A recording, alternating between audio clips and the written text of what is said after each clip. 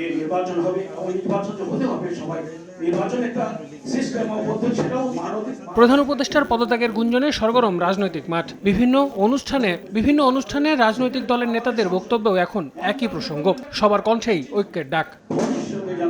শনিবার প্রেস ক্লাবে বিএনপির স্থায়ী কমিটির সদস্য ডক্টর মঈন খান বলেছেন, বাধ্যতামূলক ঐক্য চান না তিনি। গণতন্ত্রের উত্তরণই একমাত্র সমাধান বলে উল্লেখ করে তিনি বলেন, দেশে কি পরিবর্তন করতে হবে তা আগে ঠিক করা উচিত। তারা সুষ্ঠু নিরপেক্ষ নির্বাচন চায় না, তারা গণতন্ত্র চায় না, তারা এদেশে মানুষের কল্যাণ চায় না, এদেশে মানুষের আশা আকাঙ্ক্ষার প্রতিফলন চায় না।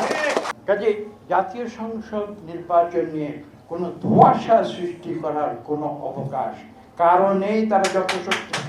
একই অনুষ্ঠানে গণ অধিকার পরিষদের নুরুল হক নূর বলেন, গণহত্যার বিচার, রাষ্ট্রীয় সংস্কার এবং নির্বাচন সবই প্রয়োজন। প্রধান উপদেষ্টাকে ঘিরে 111-এর দুষ্ট চক্র সক্রিয় বলেও অভিযোগ করেন তিনি। প্রধান উপদেষ্টাকে ঘিরে রেখেছে 7 জনের দুষ্ট চক্র। কথা বাস্তব, রাজনীতি করে নেই।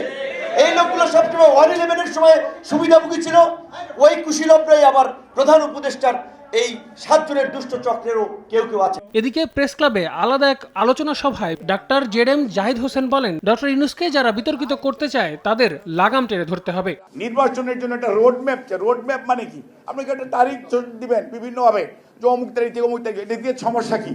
আর এটাই তো আপনার প্রাইমারি কাজ।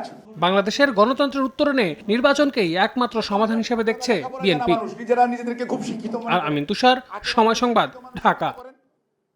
তাহলে দেশের